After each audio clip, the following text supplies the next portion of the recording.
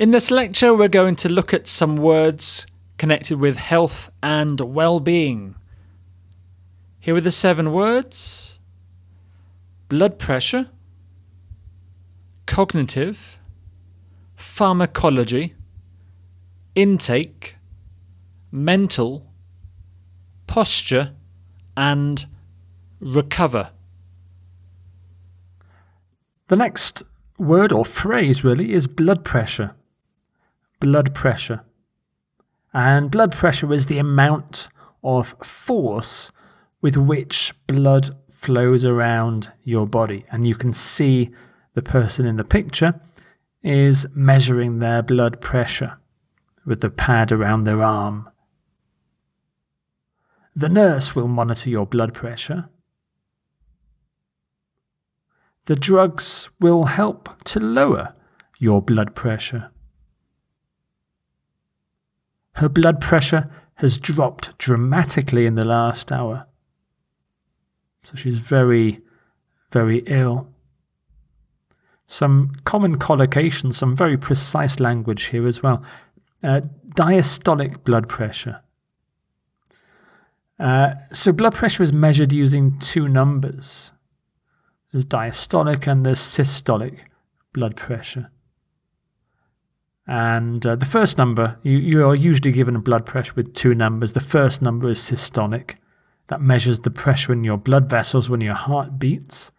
And the second number, the diastolic blood pressure, measures the pressure in your blood vessels when your heart rests between beats. You can have high blood pressure and also raised blood pressure, which is very similar to high blood pressure. And the opposite is low blood pressure. And in between, normal blood pressure. And you check blood pressure, you check someone's blood pressure, or you can take blood pressure. You can take someone's blood pressure. No synonyms, it's a very precise phrase there. So blood pressure. The next word is cognitive. Cognitive. And cognitive relates to the mental processes involved in knowing things, in learning things, understanding things. So the man in the picture is playing chess, and you need very good cognitive skills to play chess. As children get older, their cognitive skills become stronger. This man is Lev Vygotsky, a famous Russian psychologist, and Vygotsky's theory of cognitive development has been very influential. Some people with depression can benefit from cognitive therapy. So cognitive is an adjective, and the adverb is cognitively. Cognitively. And there is also a noun form, cognition.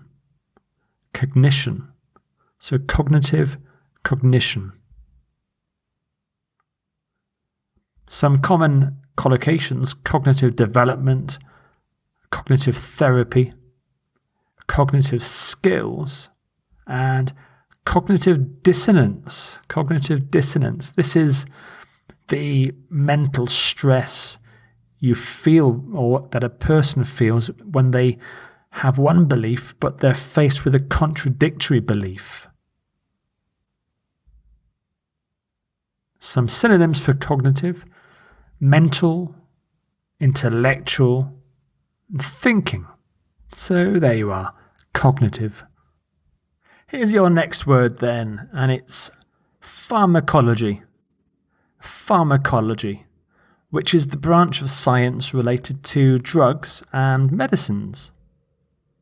And it's made up of 2 parts: pharma, which is short for pharmaceutical, as in pharmaceutical drugs or medicines, and at the end, ology, which means it's a suffix meaning the study of, as in biology or geology. Here are some example sentences. He studied pharmacology at London for 3 years.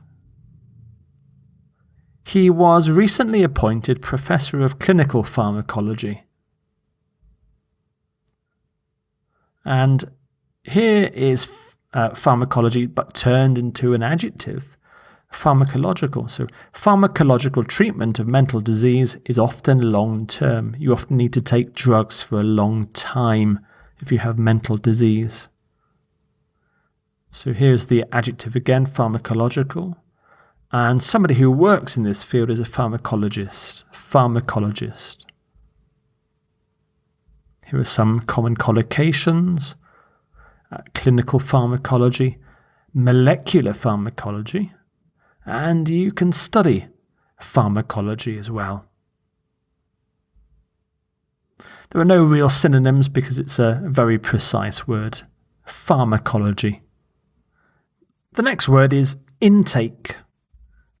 Intake. So your intake of something, so food, water, medicine, is the amount that you take in, that you consume of that thing. So how much you eat, how much you drink. Take in, basically. Intake means take in. So your intake of alcohol should not exceed 2 units per day. You must reduce your sugar intake. We will have a fresh intake of students next week. And it's a noun, so you can say intakes, but it's very rarely used.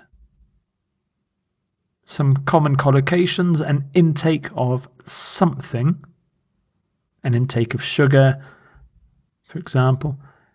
You can cut the intake or reduce the intake of something.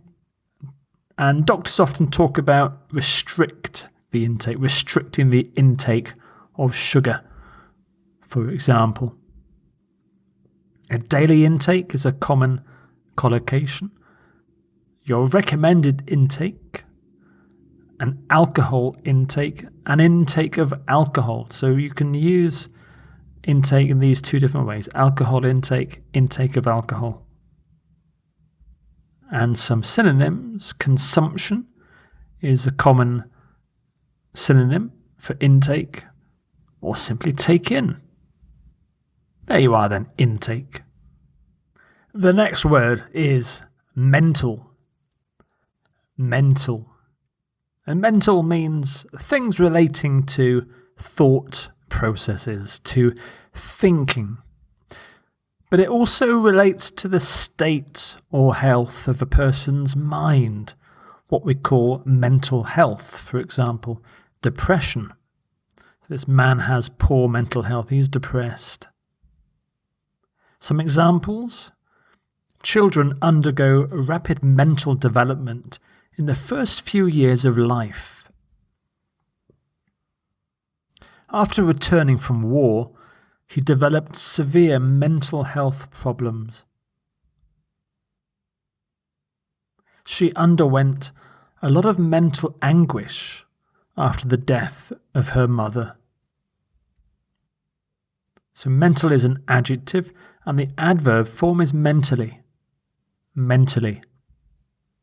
And some common collocations: mental illness. So mental here is an adjective. You can be mentally ill, so mentally is an adverb here. The adjective is illness. Mental development. Mental anguish.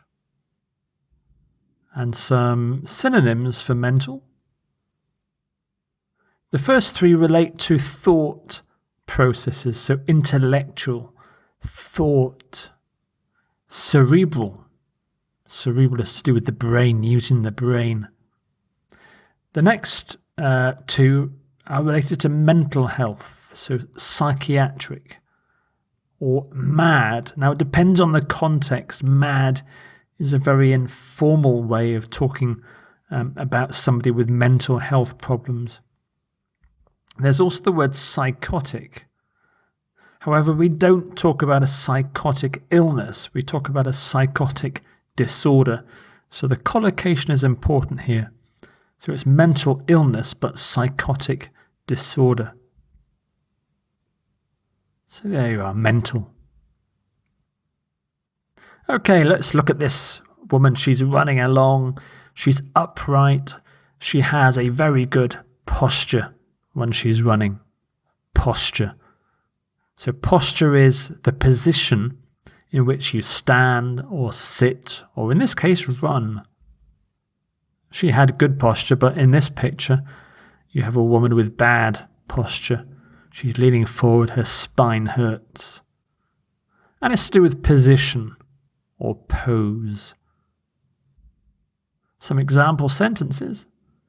You can make your stomach seem flatter by improving your posture.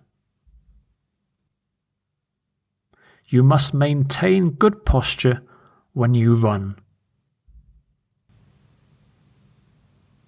And this is a diagram, the position of skeleton in good and in poor posture. So good posture on the left, poor posture on the right. So we talk about good posture and bad posture, correct posture, and you should adopt a posture. So you take on a good posture or a bad posture. Synonyms include position, stance, and pose. There you are, posture. Here's the next word then. Recover. Recover. So when you get an illness or an injury, you often get better afterwards. So you recover. You get back to full health. So the woman in the picture, maybe she has the flu. She's trying to recover. Some examples then. He is recovering from surgery. So the dog went into surgery. He's got some stitches. Has to wear this neck collar. A mother is recovering quickly in hospital after a car crash. He never fully recovered from the virus. So recover is a verb, so recovers, recovering, recovered. Recovery is the noun form. Recovery. Some common collocations. You recover from something, to recover from something. A patient recovers. Now, recovering can also be used as an adjective, so you can be a recovering addict. And you can be fully recovered. Some synonyms for recover include recuperate, heal, bounce back. Now, bounce back is an informal phrase. You bounce back from an illness. Rebound. Convalesce is something that you often do in hospital. And mend. There's a common phrase we use in British English, on the mend. So when you are recovering, in the process of recovering, you are on the mend. So there's your word, recover. Here are your 7 words and phrase. Again, blood pressure, cognitive, pharmacology, intake, mental, posture, recover. And as always, don't forget to do the practice quiz and download, print out and complete the vocabulary record.